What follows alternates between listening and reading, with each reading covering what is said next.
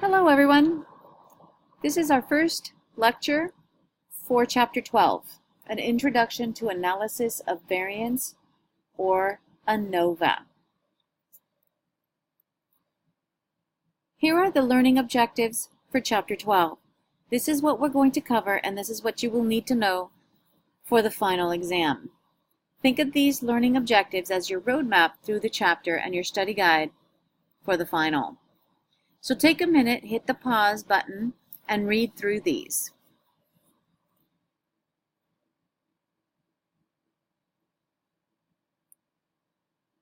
In this lecture video, we will introduce analysis of variance.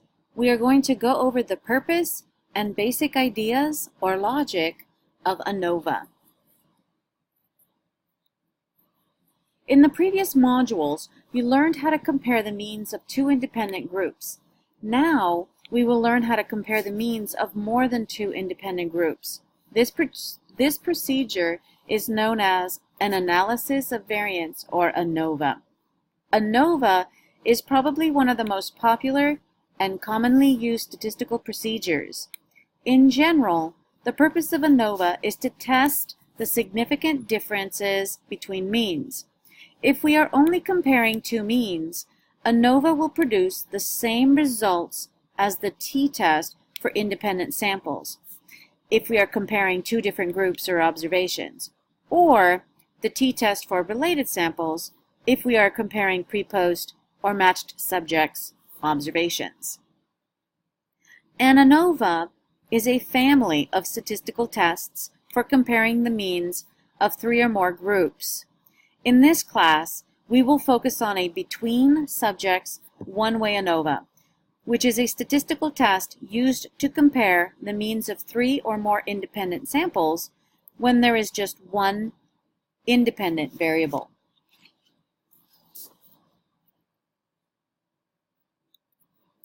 Here is a typical situation where ANOVA would be used. Three separate samples are obtained to evaluate the mean differences among three populations or treatments with unknown means. In this example, the study examines driving performance under three conditions: driving with no phone, talking on a hands-free phone, and talking on a handheld phone. Note that the three conditions are created by the researcher. On the other hand, when a researcher uses a non-manipulated variable to create groups, the variable is called a quasi-independent variable. So for example, the three groups here could be represented by 6-year-old, 8-year-old, and 10-year-old children. So this example could represent an experimental study where the phone condition is the independent variable being studied, or it could represent a non-experimental study where age is the independent variable being studied.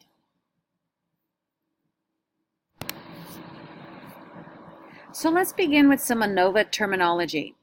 Earlier I stated that we would be focusing on between subjects one-way ANOVAs. Between subjects is ANOVA terminology for independent samples. Factor and or way are terms for an independent variable in ANOVA. One factor or one way ANOVA tells us that there is one independent variable. Two factor or two way ANOVA tells us that there are two independent variables, and so on. Levels in ANOVA refer to a category of an independent variable or individual conditions or values that make up the independent variable. For example, handedness is the independent variable, which is made up of three levels: right-handed, left-handed, or ambidextrous.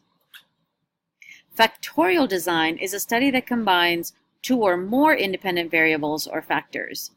The ability to combine different factors and to mix different designs within one study gives researchers the flexibility to develop studies that address scientific questions that could not be answered by a single design using a single independent variable. Here is an example of a research design with two factors. The research study used two independent variables. One factor uses two levels of therapy technique, therapy 1 and therapy 2. The second factor uses three levels of time, before, after, and 6 months after. Also, notice that the therapy factor uses two separate independent groups, and the time factor uses the same group for all three levels, related samples. In this class, we will just focus on a one-factor design, ANOVA in its simplest form.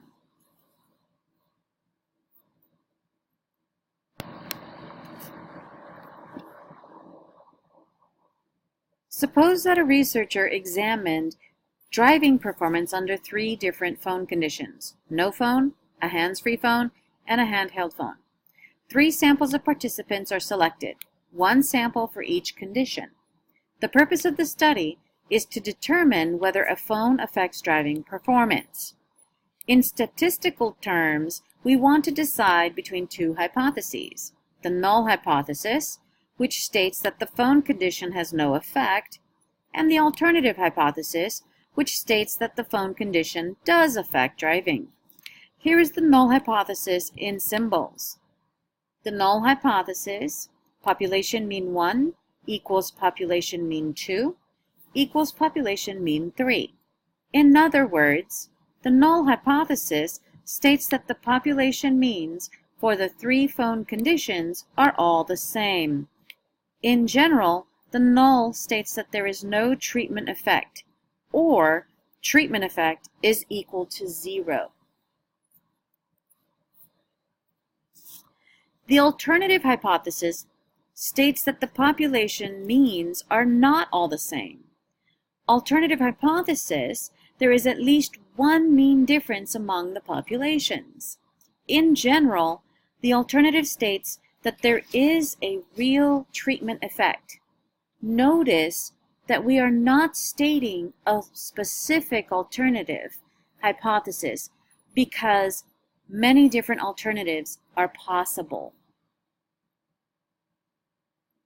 So, all means are different from every other mean, or some means are not different from some others, but other means do differ from some means.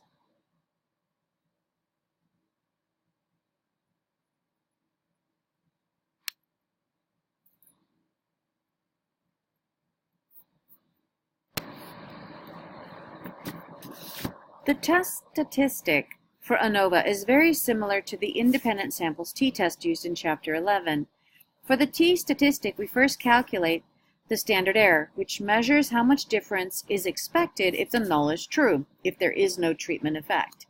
Then we calculate the t-statistic by dividing the obtained difference between two sample means and standard error. For ANOVA, however, we want to compare differences among two or more sample means. With more than two samples, the concept of difference between sample means becomes difficult to define or measure.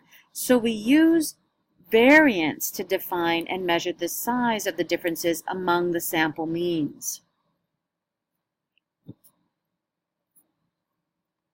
The F-ratio has the same basic structure as the t-statistic, but is based on variance instead of sample mean difference. The variance in the numerator of the F-ratio defines and measures the differences among all the sample means. The variance in the denominator of the F-ratio, like standard error, measures the mean differences that would be expected if there were no treatment effect. A frequently asked question is, why not just conduct multiple two-independent samples t-tests? If you were to conduct multiple independent t-tests instead of an ANOVA, you would increase the probability of making a type 1 error. This accumulation of type 1 error is known as experiment-wise alpha. Here's a quick example of how much accumulation can occur with 5 independent samples t-tests. For k independent groups, there are k times k minus 1 divided by 2 possible paired comparisons. If you had 5 independent groups, that would equal 5 times 5 minus 1 divided by 2, which would equal 5 times 4 divided by 2, which equals 20 divided by 2, which equals 10 comparisons, or 10 independent t-tests. Multiple t-tests would lead to a greater chance of making a type 1 error. Remember that type 1 error is the probability of finding a difference that does not actually exist. If we conduct 10 independent t-tests, we would inflate alpha of 0.05. Alpha is equal to type 1 error. Here's how. 1 minus, parentheses, 1 minus 0.05 to the 10th power. So that would be equal to 1 minus 0.95 to the 10th power, which is equal to 1 minus 0.5987, which is equal to 0.4013. Our probability of making a type 1 error jumps to approximately 40%. Fortunately, by using an ANOVA, we avoid an inflated experiment-wise alpha, and we avoid increasing the likelihood of a type 1 error. The formulas and calculations involved in ANOVA are somewhat complicated, but the logic about the whole procedure is pretty straightforward. The first step is to determine the total variability for the entire set of data. To calculate total variability, we combine all of the scores from all of the separate samples to obtain one general measure of variability for the entire experiment. Once we have measured total variability, we can begin to break it apart into separate components. The word analysis means dividing into smaller parts. Because we are going to analyze variability, the process is called analysis of variance. This analysis divides the total variability into 2 basic components: between groups variance, to provide a measure of the overall differences among all the conditions, and 2, within groups variance, to provide a measure of variability inside each condition.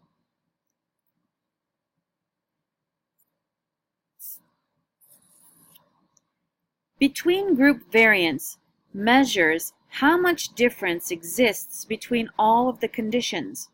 There are 2 possible explanations for these between group differences.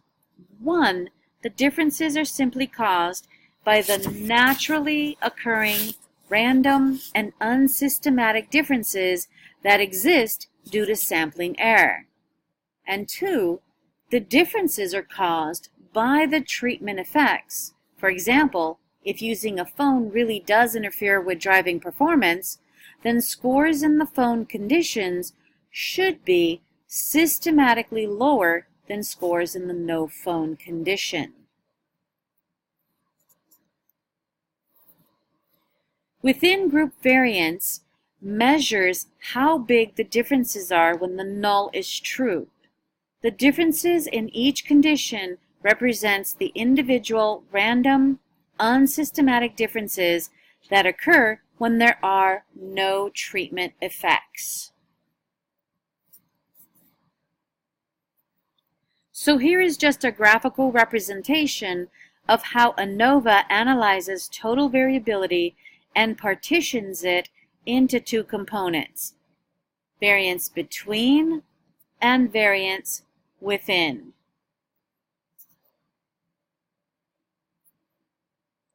Here is another way of representing between group variance and within group variance. If between group variance is large relative to the within group variance, then the F statistic will be larger and will increase likelihood of rejecting the null hypothesis.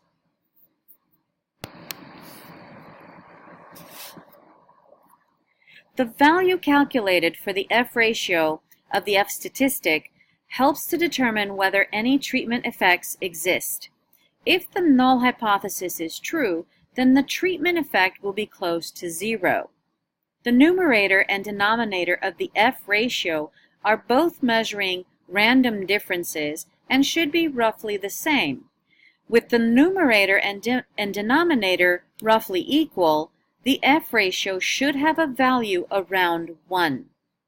An F ratio near 1 indicates that the differences between groups, numerator, are random, just like the differences in the denominator within groups. If the alternative is true, or there is a treatment effect causing systematic differences among samples, then the combination of systematic and random differences in the numerator should be larger than the random differences alone in the denominator. The numerator of the F ratio should be larger than the denominator, and we should obtain an F ratio that is larger than 1. Because the denominator of the F ratio measures only the random variability, it is called the error term. The numerator of the F ratio always includes the same random variability as in the error term, but it also includes any systematic differences caused by the treatment effect. The goal of ANOVA is to find out whether a treatment effect exists. In the next video, we will discuss ANOVA notations and formulas.